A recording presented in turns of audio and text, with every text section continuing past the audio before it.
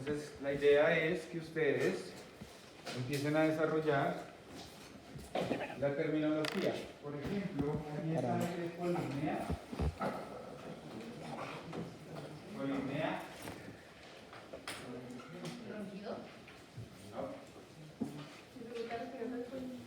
No. No.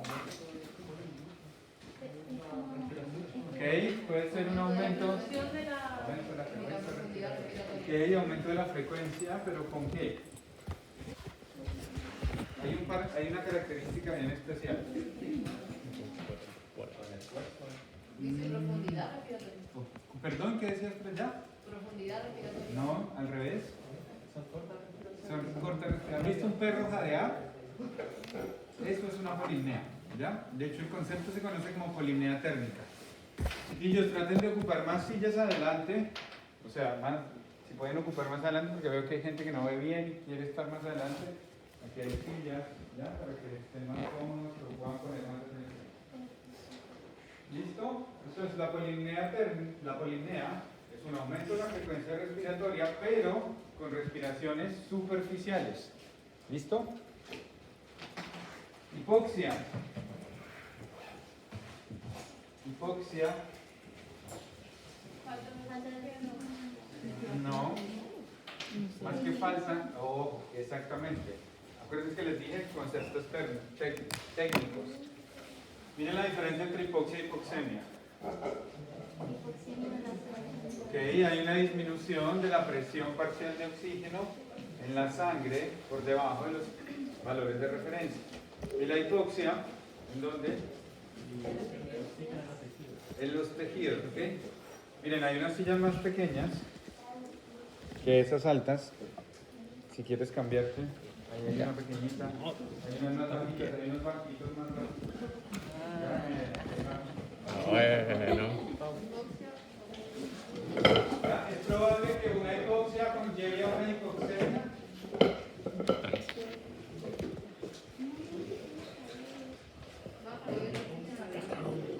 ¿Una hipoxia conlleva una hipoxemia? ¿O una hipoxemia conlleva una hipoxia? Ya. Es más probable que una hipoxemia conlleve a una hipoxia. ¿Ok? Porque yo puedo decir, miren acá, que hago una presión en el dedo muy fuerte, una venda compresiva. Alguien hizo un vendaje compresivo muy fuerte y disminuyó la presión parcial de oxígeno que le llega a la punta del dedo. En este caso estoy generando una hipoxia, ¿cierto? En la punta del dedo, del tejido, más no una hipoxemia, ¿ya? Pero es probable, lo más probable es que siempre se encuentren los dos términos. ¿Listo? ¿Cuál otro no conocen de los que está ahí? Hipocapnia, hipercapnia, miren ahí. Hipercapnia e hipocapnia.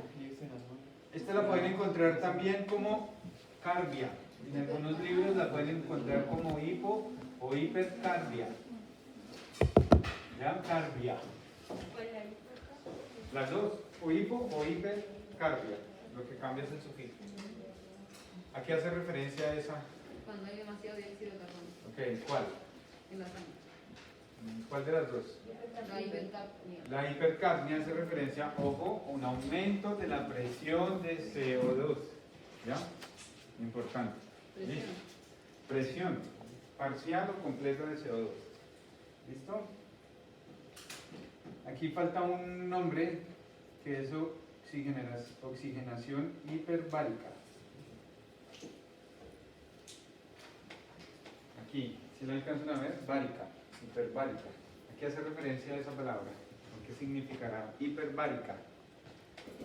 Sobre la presión atmosférica, ¿no? Entonces, dilo, completa, sí, tienes toda la razón, pero complétalo. Oxigenación sobre Exactamente, una oxigenación por encima de la presión atmosférica. Por encima de la presión atmosférica de qué? De oxígeno. ¿Ok? Importante. Por eso se llama oxigenación. ¿Listo? Obviamente la presión atmosférica tiene otros gases, pero lo más importante es que se suplemente más oxígeno de lo normal. ¿Sí queda claro? Entonces, por ejemplo, ¿a qué paciente les darán una oxigenación hiperbárica? ¿A cuál paciente le darán una oxigenación hiperbárica? El paciente inhaló CO2. Puede ser, muy bien, ¿cierto? Si yo tengo que la presión atmosférica a nivel del mar es entre 100 milímetros de mercurio de oxígeno, ¿ya? Bueno, 104, seamos más exactos, 104. 104 milímetros de mercurio, ¿cuál será el valor correspondiente a una oxigenación hiperbárica? Cualquiera que esté por encima de 104. Eso sería una oxigenación hiperbárica. ¿Por qué se hará una oxigenación hiperbárica?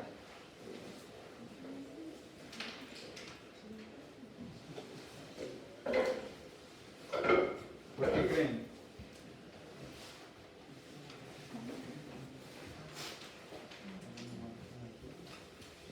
¿Cuándo creen que se debería hacer una oxigenación hiperbárica? Cuando la presión atmosférica sea muy baja. Pero ¿cuándo haces eso? Puede ser cuando una persona está buceando y le pasa algo así. Ok, cuando una persona esté buceando, bien, tenga un golpe, en este caso una embolia gaseosa. ¿Cuándo más? En lugares altos. Exactamente, lo más típico en alpinistas, ¿ok? En personas que están ascendiendo a la altura. ¿Listo? Miren, ahí hay espacio, aquí también hay espacio, ocupen para que queden adelante. Miren estos conceptos de acá, y de ahí ya no hablo más de esto, ¿ya? Bradipnea, eumnea, taquipnea, disnea, hipopnea, hipernea, polinea ya dijimos, ¿verdad? Apnea también.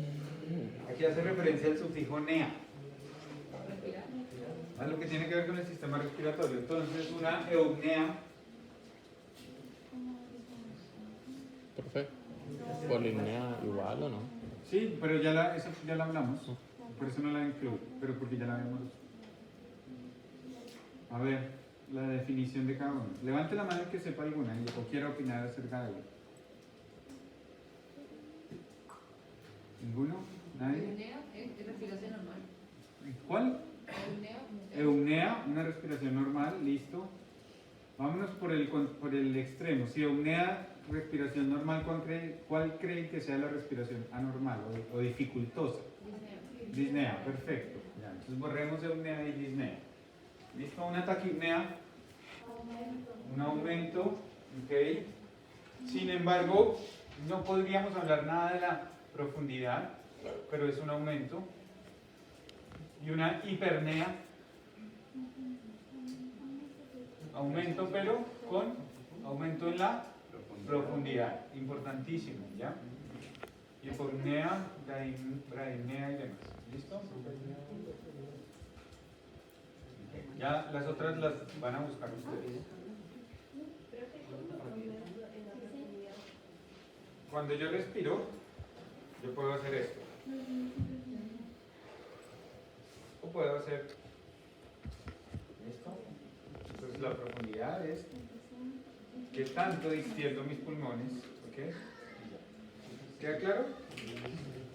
Ok. Funciones. Bueno, ahí está la teoría de eso. Escucha, no sé por qué están hablando tanto hoy, pero ya estamos viendo incómodos. Si no preguntan a todos, no hay ningún problema. Profe, la apnea del sueño. Ok, buena pregunta. Apnea. Primero, definamos apnea.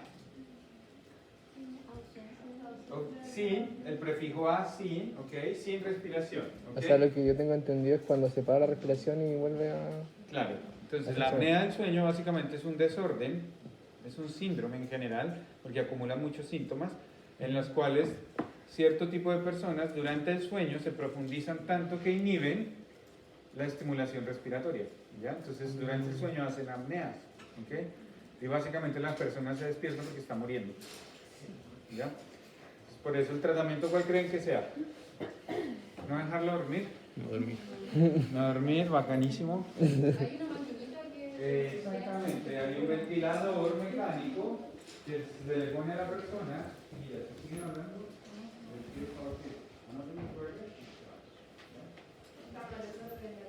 Entonces pregunta, porque vas a nutrir a todos, ¿ya? Pregunten. Entonces hay una maquinita que es un respirador mecánico que cuando detecta que la persona para su frecuencia respiratoria empieza a funcionar por sí solo, algo muy similar a lo que ocurre en la anestesia. ¿Listo? ¿Ya? ¿Respondo tu pregunta? Sí, Ya. gracias. ¿Algo más que decir respecto a lo anterior? ¿Alguna pregunta de esto? Para que quedara un poco más claro, la apnea era aumento de la frecuencia respiratoria y la hipernea era el aumento de la profundidad de la respiración. Claro, y aumento también de la frecuencia. Ya. ¿Ya? ¿Listo? ¿Sí? ¿El enfisema? Eso lo van a averiguar ustedes. Pero si alguien sabe, a ver, resolvámoslo. ¿Alguien ha escuchado enfisema pulmonar? Que es como el líquido, ¿no? Ah, el líquido no es enfisema. ¿Cuál es el líquido? Edema. Edema, ok, muy bien. Entonces es acúmulo de líquido, ¿cierto? En el espacio intersticial o a nivel alveolar.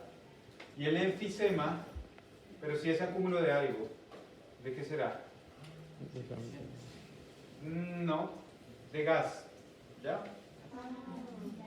Las secreciones, por ejemplo, si es pus, se llamaría, en este caso, piotórax, un ejemplo, ¿ya? Si es sangre, se llama como hemotórax, muy bien. Si es kilo o si es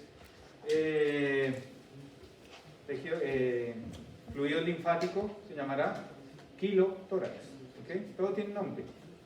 Y en fisio es muy fácil, el prefijo y luego el sufijo. Dime. ¿Perdón? Con el EPOC, sí, se puede desarrollar. Una pregunta, ojo, que la clase no tenemos entre todos. ¿Listo? Si no preguntan, nos vamos a volver y nos vamos a dormir. No quiero eso. Y preguntan, ¿cómo es tu nombre? Francisco pregunta que si el enfisema se puede desarrollar con el EPOC. Claro, una persona que tiene mucho daño pulmonar, daño del parénquima pulmonar, es probable que el aire que está ingresando se vaya a esas zonas donde no se ocurre intercambio, ¿ya? Por destrucción. ¿Ok? Listo, ya.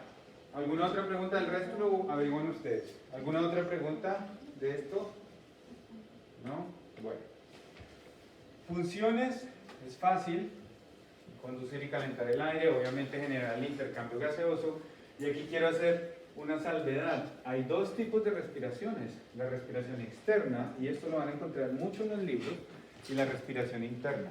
Normalmente a la cabeza se nos viene que cuando yo hablo de intercambio de respiración, única y exclusivamente hablo de los alvéolos o de los pulmones, ¿ya? Y no es así.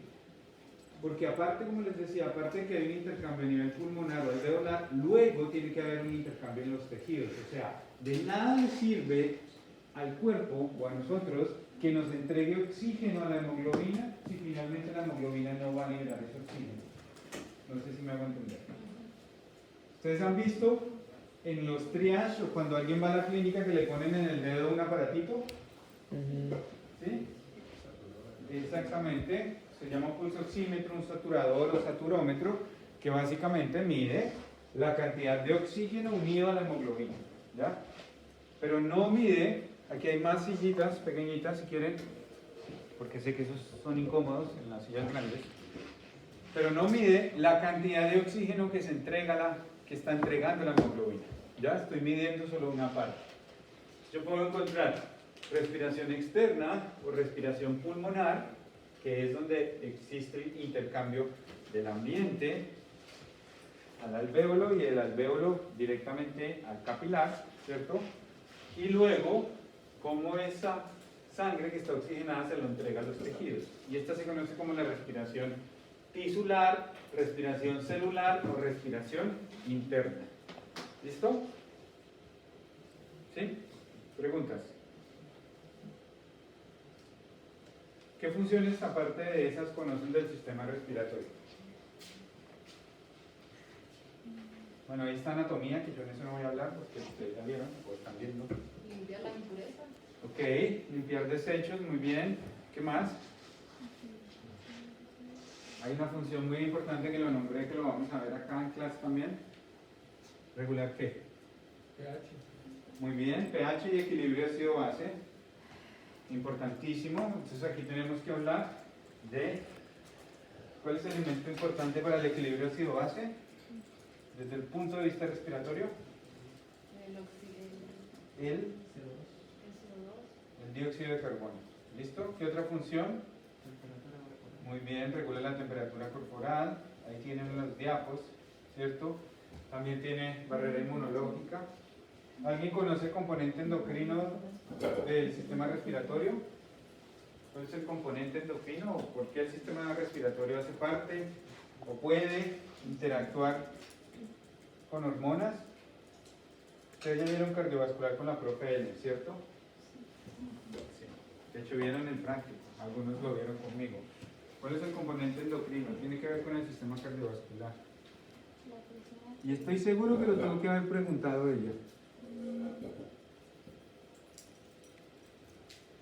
¿Regula la presión arterial a través de qué? De la activación de una enzima. Y estoy seguro que lo tengo que haber preguntado.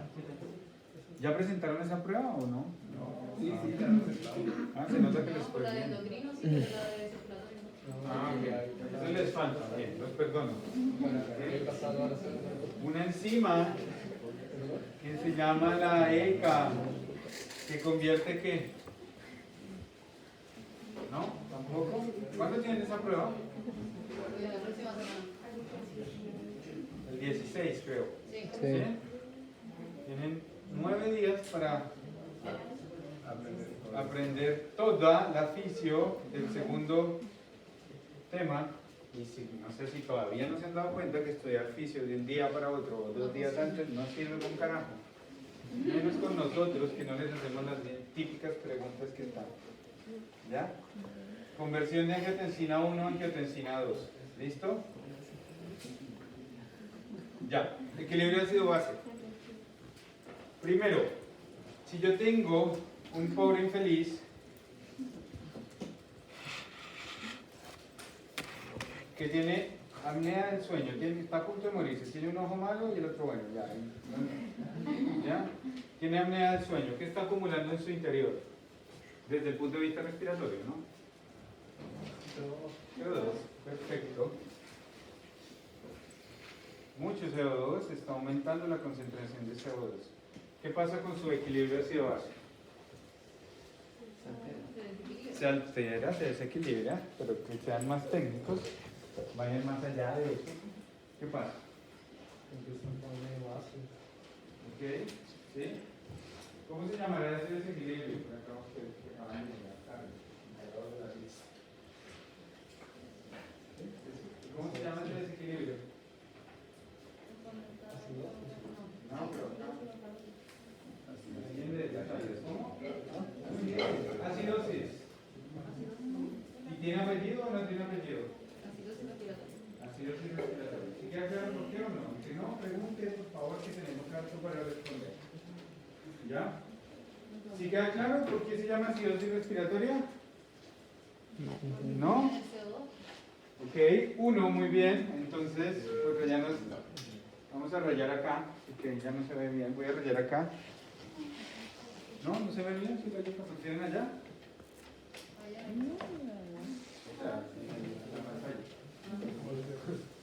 Respiratorio, primero. ¿A qué se debe el sistema respiratorio? O perdón, ¿a qué se deben los equilibrios ácido-base desde el punto de vista respiratorio?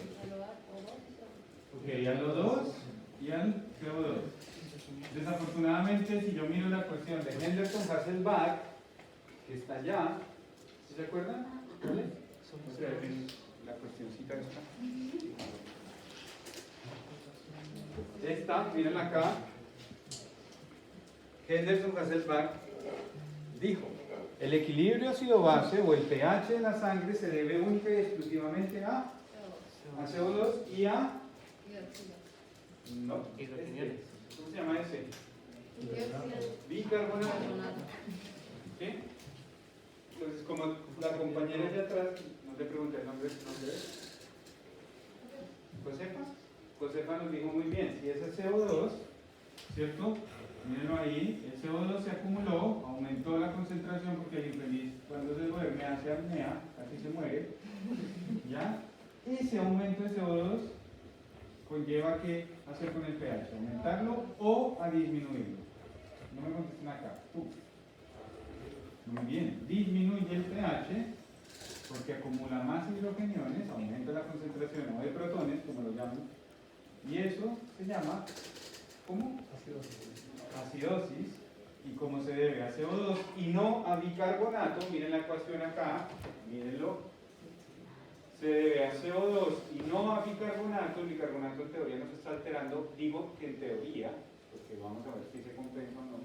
Se llama, como lo decían acá, el apellido, ¿qué nombre es? Tamara. Digo, este tiene un apellido respiratorio y por allá se llama acidosis. ¿Sí queda claro? ¿Ahora sí? Ok. Si yo estoy durmiendo normalmente, no tengo apnea del sueño, pero me profundizo como la compañera acá, ya le está dando apnea del sueño, ¿cierto? Y baja su frecuencia respiratoria, justo de pie, no, ya estaba meditando. Baja la frecuencia respiratoria a 5 respiraciones por minuto. En el sueño puede disminuir a 5 respiraciones por minuto, ¿ya? Y no está enferma y está normal, pero su frecuencia respiratoria baja 5 respiraciones por minuto y se aumenta el CO2. ¿También se llamará acidosis? ¿Sí o no? Buena pregunta. ¿Qué opinan? ¿De qué ven? ¿Sí? ¿Qué opinan? Profe, de nuevo, sobre Maldito. Alguien, yo me quedé dormido, yo tengo un sueño muy profundo, me quedo dormido, no en clases, porque ya creo que hace rato no veo clases, pero me quedé dormido, ¿ya? Y mi frecuencia respiratoria disminuyó mucho, pero sigo estando dentro de mis parámetros normales, a unos 5, a unos 4 respiraciones por minuto. Simplemente cada vez que yo respiro, porque si estoy dormido hago esto. Me profundizo, ¿ya? O por ejemplo, el fin de semana tuve carrete y me acosté como a las 4 de la mañana, entonces dormí todo el domingo. Y así estaba de profundo, ¿ya? Disminuyó mucho mi frecuencia respiratoria, eso conlleva que aumente el CO2, ¿sí? También. La pregunta es, ¿también se llamará eso acidosis respiratoria o no? ¿Quién dice que sí? ¿Quién dice que no? ¿Quién da más? ¿Por qué no? Si el pH se volvería ácido. ¿Pero por qué no se llamaría acidosis respiratoria? Exactamente, muy bien, Josefa. ¿Sí? ¿Por qué? Josefa, dilo duro, por favor. Porque estoy sano, estoy dentro de los parámetros normales, ¿ya? Es probable que el pH se vuelva ácido, sí. Es probable que tenga un aumento de CO2, una hipercapnia, sí, pero no es a causa de una patología, ¿ya? ¿Sí queda claro? O sea, cuando yo acuño el término acidosis y alcalosis, y ustedes que van a estar muy relacionados con la parte médica, cuando hablo de médico hablo no de la carrera, sino en general, de las carreras del área médica, sí o sí tienen que entender que ese concepto se basa única y exclusivamente a algo que funciona mal, ¿ya? Un deportista, ustedes van a trabajar mucho con deportistas, que hace ejercicio regularmente, no podrían decir que está haciendo acidosis, ¿ya? A no ser que tenga vigorexia, a no ser que esté enfermo y que haga en exceso el ejercicio. ¿Sí queda claro? ¿Cómo compensa o cómo se compensa una acidosis respiratoria? Ok, bien. ¿Tendrá un nombre la compensación de una acidosis? ¿Qué opinas? Alcalosis. ¿De acuerdo? ¿Qué opinan? Opinen. ¿Por qué no crees allá? ¿Cómo es tu nombre? Fabián, ¿por qué no? Porque la alcalosis ya sería pasarse de la Muy bien. Eso es como decir que la persona que tiene apnea del sueño deja de dormir. ¿Ya? O sea, haría insomnio. Eso es como decir que si yo estoy cojo del pie derecho, que normalmente estoy cojo del pie derecho, no sé si me han visto, me pongo cojo del izquierdo para emparejarme. ¿Ya? Nunca una enfermedad se compensa con otra enfermedad. ¿Listo? Es probable que se desarrolle, si yo tengo una acidosis crónica, probablemente desarrolle una alcalosis crónica, pero ya no es un buen funcionamiento. ¿Listo? como lo decía Tamara al principio, la acidosis se compensa con bicarbonato, obviamente. ¿Se podría compensar con el sistema respiratorio si yo tengo una acidosis respiratoria? No, ¿por qué? Porque ese es el que está funcionando mal, perfecto. ¿Sí queda claro? Entonces, ¿cómo lo Entonces, vamos a ver los sistemas compensatorios. Empecemos, mírenlos, acá están. El respiratorio, entonces tenemos en la enfermedad, que es la acidosis de tipo respiratorio. ¿Ya? El sistema respiratorio no lo puede hacer. Miren acá, el hígado y los riñones, sobre todo los riñones, tienen la capacidad de reabsorber bicarbonato. Reabsorber bicarbonato, sintetizar de nuevo, o sea, de nuevo se llama así, bicarbonato, y faltaría otro. Si reabsorbe bicarbonato, si sintetiza nuevo bicarbonato, ¿qué faltaría? No, ya lo reabsorbiste en los riñones. Agradable. Eliminar, sí, pero el único que elimina CO2, ¿quién es? El pulmón, es el que está afectado. Entonces, si no puedes eliminar ese ácido, ¿qué otro ácido puedes eliminar? Exactamente. Excretar, ¿cómo es tu nombre? Gonzalo. Excretar hidrógenos, protones. ¿Ya? ¿Puedo eliminar? ¿Puedo eliminar? Claro, yo puedo eliminar, normalmente no lo puedo eliminar solo como hidrogenión, normalmente lo elimino como lo vemos acá, como cloruro de amonio, como amoníaco, como urea, ¿ya? Como una sal ácida. ¿Listo? ¿Queda claro? Ok. En ese sentido, para entender el equilibrio ácido-base es importante entender esta ecuación, que es la ecuación de Henderson-Hasselbalch. Perdón, la ecuación de la anhidrasa carbónica, esta de acá. Ahí está la enzima, ¿ya?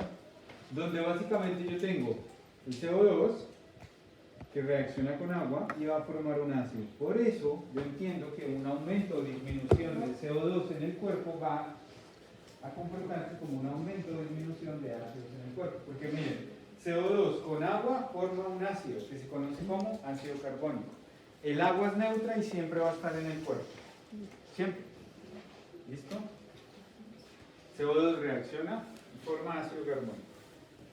Y por otro lado, en presencia de la enzima anhidrasa carbónica, antes de que se me olvide, hace esa anhidrasa carbónica, por otro lado, bicarbonato y los protones forman también este ácido. ¿Qué es lo que pasa? Si aumenta el protón, pues disminuye el bicarbonato y viceversa. Si aumenta el bicarbonato, disminuye el protón. Así se están equilibrando ellos. ¿Listo? ¿Sí queda claro?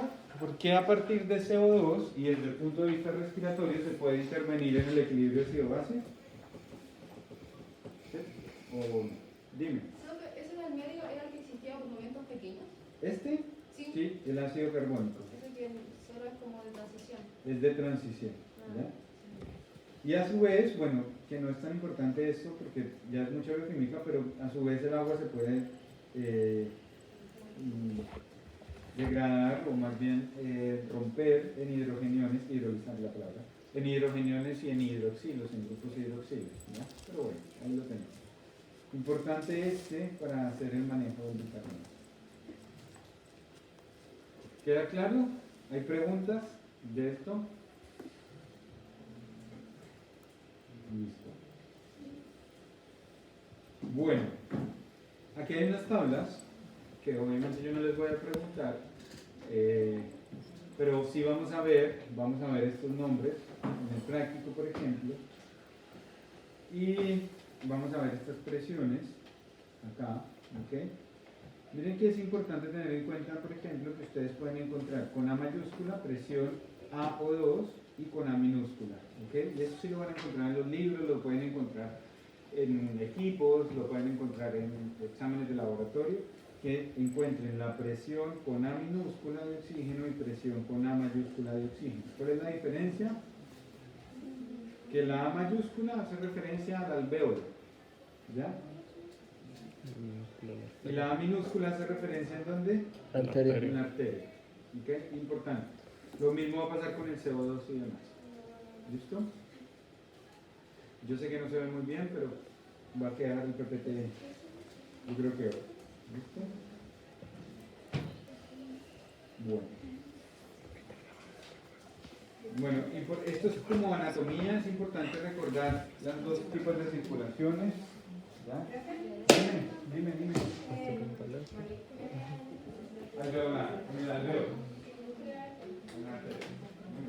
Pregunten todo, por favor. De hecho, es una de las cosas que me he dado cuenta que ustedes casi no hacen. ¿Ya? Como les decía, miren, ahí van a quedar unos videitos de ese sistema respiratorio. Aquí lo voy a pasar rápido.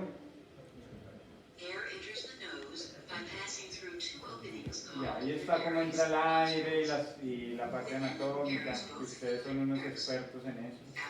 Ustedes están acá. ¿Ya? Ya es pura carrera. ¿Listo? ¿Cuál es el pulmón derecho y cuál es el pulmón izquierdo? O el lóbulo. Perdón, el pulmón. El pulmón derecho tiene 2 lóbulos. Ok, pulmón derecho, 2 lóbulos. No, al revés. Pero si no estuviera escrito acá, miren, ahí está escrito. Si no estuviera escrito ahí, ¿cómo se dan cuenta rápido cuál es el derecho antes de los lóbulos? Por el corazón. ¿Por qué? La escotadura cardíaca, miren aquí. ¿Ya? Se supone que aquí estaría el corazón. El de algunos está roto, como el mío, porque no les ha ido bien en las pruebas. Así que si me quieren ver contento y quieren que el corazón se ponga bien, tienen que irles muy bien en las pruebas. ¿Listo? Y lo otro importante es entender esto, chiquillos. Las ramificaciones que tienen los bronquios y bronquiolos y demás. ¿Ok? ¿Ya? Listo. Si yo tengo el corazón, ya digamos que ustedes van a estudiar y ya no está rojo, está rojo. ¿Ya? Y esta es la posición, aquí estaría mi cabeza, ¿cierto? Como por acá mis brazos, ¿no? Por acá mis pies, ¿ya? Pongamos que yo no tengo apnea del sueño, estoy entre contento y triste, ¿ya? ¿Dónde normalmente, en qué zonas se posicionan los gases? ¿En dónde? ¿Arriba o abajo? ¿Los gases tienden a subir o a bajar? Entonces normalmente los gases tienden a estar acá, ¿cierto? Y la sangre normalmente ¿dónde se posicionaría? Abajo, ¿cierto? O sea, la sangre normalmente se posicionaría acá abajo, ¿ya? ¿Sí queda claro? Ok. ¿Por qué creen que es importante esto? Mira lo siguiente. Para que haya un correcto intercambio gaseoso, hay una relación que se llama la relación ventilación, perdón, lo voy a hacer con los mismos colores, ventilación y perfusión, ¿ya? Esto es súper importante. Para que haya un correcto intercambio gaseoso, tiene que existir una relación ventilación-perfusión lo más cercano a 1 posible, ¿ya? Para que de 1 el número de arriba tiene que ser igual al número de abajo. ¿Sí o no?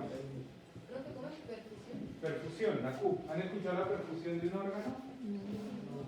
No. Ay, ¿por qué no me habían preguntado? Normalmente la perfusión es la cantidad de sangre que le llega a un órgano. Eso es, ¿ya? Y los libros en fisiología los llaman con Q. ¿Ya? A veces se dirá, lo pueden encontrar con Q, pero normalmente es S. La G de gato. No G, ¿cómo se llama? G. De verdad, casi me da un paro con la primera persona en Chile me dijo que la G decía G. ¿Ya? Ojo, la perfusión de un órgano yo la puedo medir, es la cantidad de sangre que llega a un órgano, llámese corazón, llámese riñón, o llámese pulmón.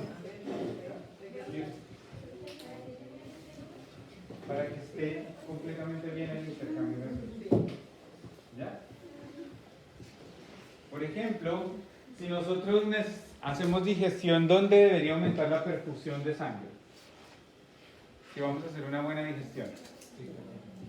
¿En dónde? En el sistema digestivo. Y por eso nos da sueño. Entonces le apuesto que el compañero ya está dormido. Y ya durmió. ¿Cierto? ¿Todavía almorzado, no? ¿Sí? ¿O está trasnochado?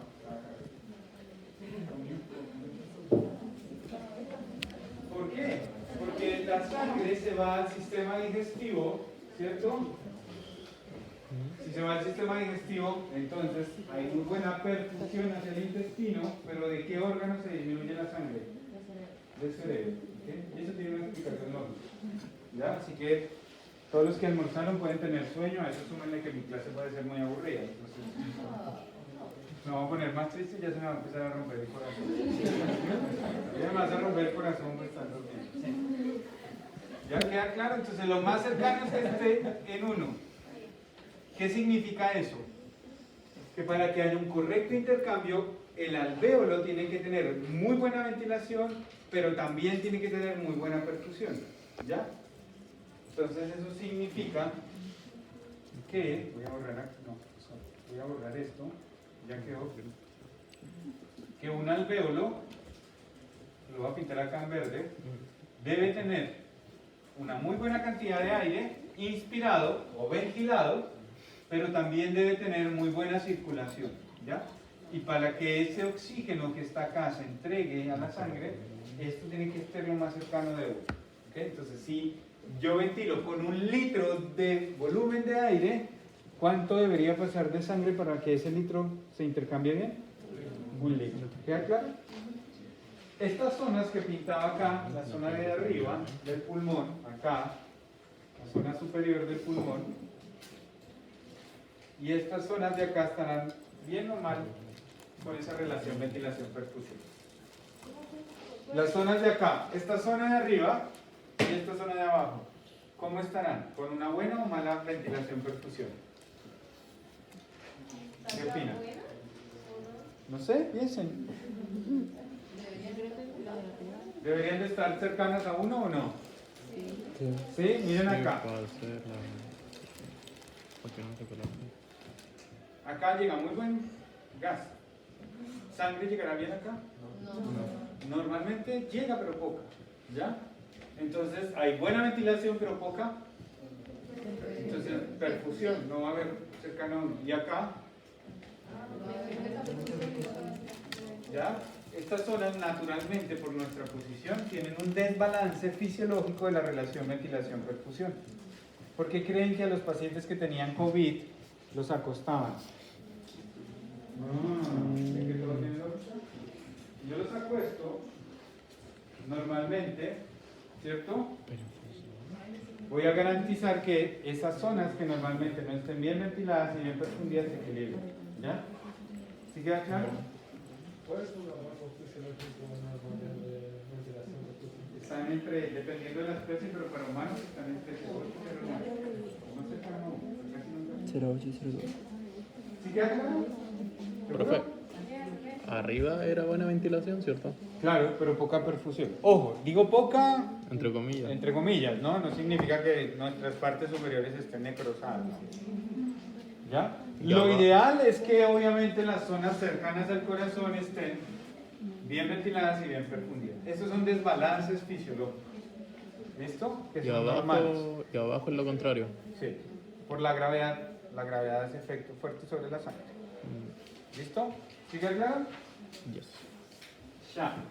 Profe, pero el cuerpo de alguna forma lo intenta equilibrar. Claro, muy bien, ahí va, muy buena pregunta. El cuerpo de alguna forma lo intenta equilibrar. Por ejemplo, una persona tuvo un problema respiratorio acá, tuvo una neumonía y una neumonía bacteriana. Esas bacterias produjeron pus, ¿ok? Como esta zona está ramificada, como lo decía muy bien por allá Tamara, ¿cierto? Sí, soy malísimo con los nombres, por eso me gusta preguntar. ¿Ya? ¿Qué hace el cuerpo para, digamos, compensar esos problemas? ¿Qué podría hacer? Entonces, miren, supongamos que ahí hubo un alvéolo y ese alvéolo que estaba acá pintado, ¿cierto? Se llenó de pus.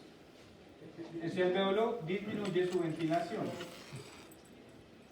El cuerpo dice, ¿para qué voy a aumentar la perfusión si ya no sirve? Entonces disminuye la ventilación y disminuye la perfusión. ¿Cómo haría eso? Hace, muy bien, hace broncoconstricción y adicionalmente hace vasodilatación. ¿Para qué? Para disminuir la cantidad de aire que llegue acá y disminuir la cantidad de sangre que llegue ahí. Aísla esa zona, ¿ya? Y al aislarla, entre comillas, favorece que las otras zonas mantengan bien ventiladas y bien perfundidas, ¿ok? Por eso es tan común que las enfermedades respiratorias sean tan crónicas. Porque puede pasar mucho tiempo en que el cuerpo esté haciendo esto, aísle esta zona, luego esta, y así sucesivamente. Y entre comillas, el pulmón sigue funcionando, digo, entre comillas, sigue funcionando bien, pero lo que tiene es que se está agotando su capacidad respiratoria. Profe, Y claro, cuando las personas manifiestan síntomas o necesitan recuperarse, queda la embarrada. eso se queda como el asma. Exactamente. Bueno, el asma es una enfermedad inflamatoria crónica, pero puede ser, ¿ya? ¿Sí queda claro? Sí. ¿Listo? Por eso los diagnósticos tempranos para el pulmón, incluso para los riñones, también son muy importantes. Hacer diagnósticos tempranos. Por eso las pruebas de funcionamiento pulmonar que vamos a ver en los prácticos son supremamente importantes. Bueno, y claro, era vaso... Constricción y broncoconstricción. ¿Sí? Bronco y vaso. ¿Ya? ¿Cuál es el sistema que generaría eso? Circulatorio. Sistema autónomo, simpático, parasimpático. Eso ya lo vimos. ¿Ya? ¿Queda claro? ¿Sí? Yes. Ok. Ya. Bueno, aquí hay parte anatómica de ese sistema. Aquí tenemos la zona de conducción, que básicamente es la... Ojo, que esto es bien importante para entender otro concepto que viene, que es la zona donde no ocurre intercambio, simplemente se llenan... Salud. Se llenan de aire ese sistema respiratorio, pero aquí no ocurre intercambio. Luego, después de que viene una zona conductora, hay una zona respiratoria o zona de intercambio, ¿ya? Es desde los bronquiolos terminales para abajo, ¿ok? Donde tenemos los bronquiolos terminales, tenemos los sacos alveolares, los conductos alveolares y finalmente los alvéolos. Esto es lo que se conoce como zona respiratoria o zona de intercambio, ¿ya? Bueno, esto es anatomía, histología. Importante tener en cuenta que tenemos músculo liso, ¿ya? Y ese músculo liso, a medida que se va interiorizando, va aumentando, lo cual gana capacidad de hacer constricción. Adicionalmente tenemos un epitelio que es pseudoestratificado, cilíndrico ciliado o columnar, ¿se acuerdan? ¿Se lo vieron? Y que tenemos una característica bien importante que es el aparato escalador mucociliar. ¿Se acuerdan de ese? ¿Lo nombraron en histología? ¿No? Eran células, Ya, aparato. ¿las células calciformes? Sí, hace parte de ese aparato escalador mucociliar, que básicamente es que produce moco para atrapar sustancias y que ese movimiento de los cilios es un movimiento que lo que hace es atrapar la partícula y la ascendiendo. ¿A dónde la asciende? A que pueda ser eliminada por estornudo, por la tos, por la devolución. ¿Ya? ¿Listo? Ok. Bueno, ahí está. Esto es la histología,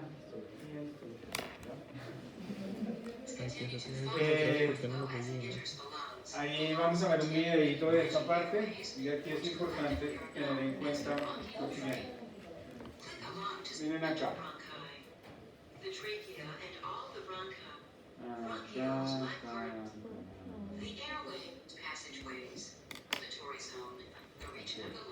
Entonces, miren, tenemos la zona respiratoria, ¿ok? Les decía, bronquiolos terminales y de ahí la zona respiratoria. Toda esta zona de conducción. Importante tener en cuenta lo siguiente, miren. Para que el aire finalmente llegue a la zona de intercambio, pues estas zonas se tienen que llenar o ventilar. Me explico, la columna de aire garantiza que acá llegue aire con oxígeno, ¿cierto? Por el proceso de llenado pulmonar y ventilación, necesita que toda esta parte también se cargue con oxígeno o con aire inspirado, ¿ya? Mírenlo acá. Para finalmente llevar oxígeno a esta zona respiratoria, ¿cierto? todas estas zonas de acá, las zonas de conducción, tienen que tener una correcta ventilación, ¿ya? Tienen que llenarse de aire, así no se intercambian, ¿listo?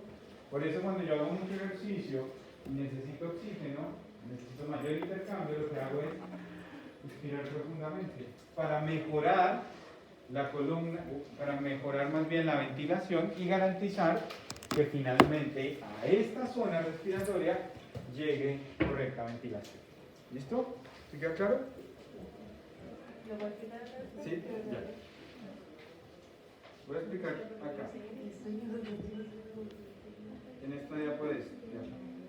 ¿Listo? Miren acá. Como los pulmones están ramificados, acá, miren. Miren todas las ramificaciones que tengo desde la tráquea. ¿Ya? Aquí estoy. Las divisiones que pueden tener hasta llegar a los alveolos. ¿Listo? Puedo tener hasta 24 divisiones y eso puede aumentar a más de 1.000.000 el espacio de contacto con la superficie. ¿Listo?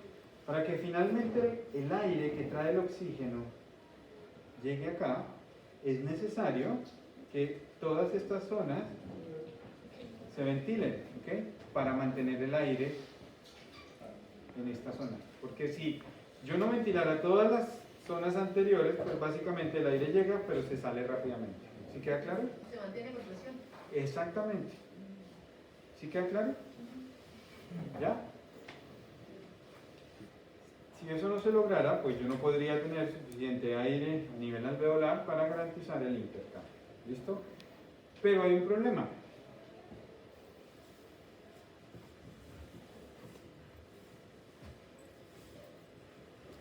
Hay un problema bien importante. Y es que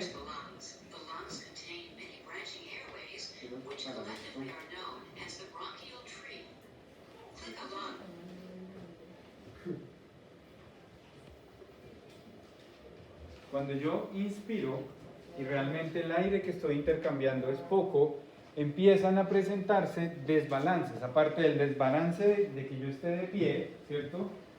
Que genere un desbalance entre la ventilación y perfusión, pues se pueden crear espacios muertos. ¿Qué son espacios muertos? Espacios, por ejemplo, donde llega aire, pero no se hace intercambio. ¿Ok? Tenemos dos tipos de espacios, el espacio muerto anatómico y hay un espacio muerto fisiológico. ¿Ya? Anatómicamente, zonas de ese sistema respiratorio que se ventilan, pero que, ojo, anatómicamente, que no se puede hacer intercambio, es lo que se conoce como el espacio muerto anatómico. Ahí está la definición. Vías respiratorias donde anatómicamente no se puede realizar intercambio gaseoso. Eso es lo que se conoce como la zona de conducción, pero que sí consumen aire de mi inspiración. ¿Ya? Esto es aire que se inspira, que hace, que está y que es necesario que por presión esté dentro del sistema respiratorio, pero que no participa en el intercambio gaseoso. ¿Listo? Por ejemplo, si una persona tiene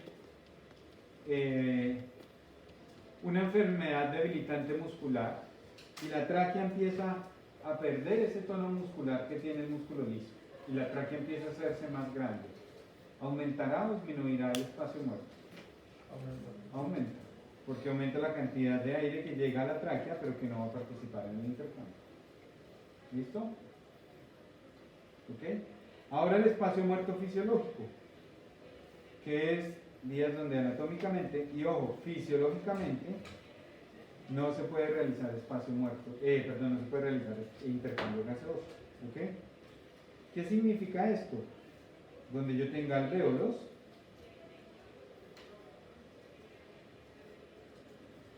que no realicen una relación ventilación-perfusión cercana al uno. ¿Ya? Fisiológicamente tenemos estas y estas zonas, ¿ok? Pero a medida que nosotros empezamos a desarrollarnos dentro de un ambiente contaminado, un ambiente con polución, cada vez más empieza a crecer, aumenta el número de alvéolos que por alguna razón no pueden intercambiar. ¿Listo?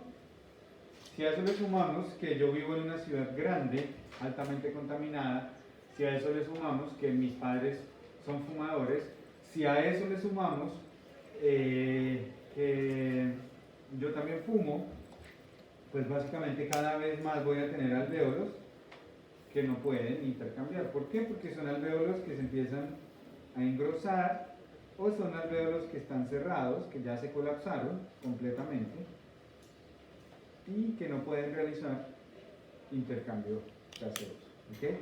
Por eso es fácil pasar de un espacio muerto fisiológico a un espacio muerto patológico. ¿Listo? Por eso está ahí que con patologías aumenta ese espacio muerto. ¿Listo? Fisiológico, ¿Perdón? el fisiológico. No, el patológico. ¿Ya? Entonces el espacio muerto anatómico no... Normalmente no se afecta. Hay pocas enfermedades. ¿No involucraron ahí o...? No vía supralaringe. ¿Listo? Son solo las zonas de conducción. ¿Listo? ¿Ya? Dime. Pero el espacio muerto fisiológico aumenta el espacio muerto patológico. Repíteme la pregunta. ¿El espacio muerto? Fisiológico Sí. aumenta con el Patológico, claro. ¿Qué es lo que pasa? Que hay una delgada línea entre reconocer, ojo con esto, miren, si yo tengo un bebé que nace, le hago seguimiento desde que nace, y ese bebé nunca en su vida ha fumado, sus padres no son fumadores, ¿cierto? Bueno, un bebé adulto, obviamente no va a fumar cuando bebé, sus padres no son fumadores, pero yo le hago una necropsia al pulmón, voy a encontrar espacio muerto patológico, por el simple hecho de estar respirando aire con polución. ¿Se queda claro? ¿Listo? Claro. y el anatómico. El anatómico normalmente, a no ser que haya una enfermedad limitante, una miastenia o algo así que afecte el diámetro del músculo liso bronquial. ¿Queda claro? ¿Sí o no? ¿Cuál diferencia? Pregúntenme. La diferencia de lo que más entre el fisiológico. ¿La diferencia de qué, perdón? Entre la anatómica y el fisiológico. El anatómico es donde tú no puedes hacer intercambio gaseoso. Esa es la diferencia. ¿Ya? Entonces, cuando yo inspiro, ¿cierto? Hay aire que queda debajo de la laringe hasta antes de los alvéolos que va a estar ahí y no hace intercambio. Ese es el espacio muerto anatómico. El fisiológico, está en la misma zona de conducción. ¿Ya? Se tiene en cuenta el espacio donde se hace pero que por alguna razón no ha venido.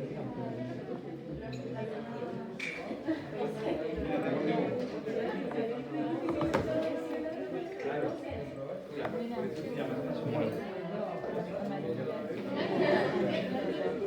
Ah, miren, ahí está el QR para los que llegaron hace poco. Anótense. ¿Ya? Silencio que por ahí hay una pregunta. Ven.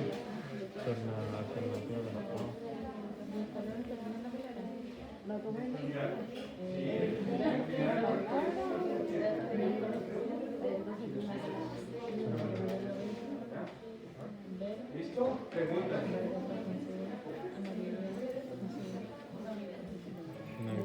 No,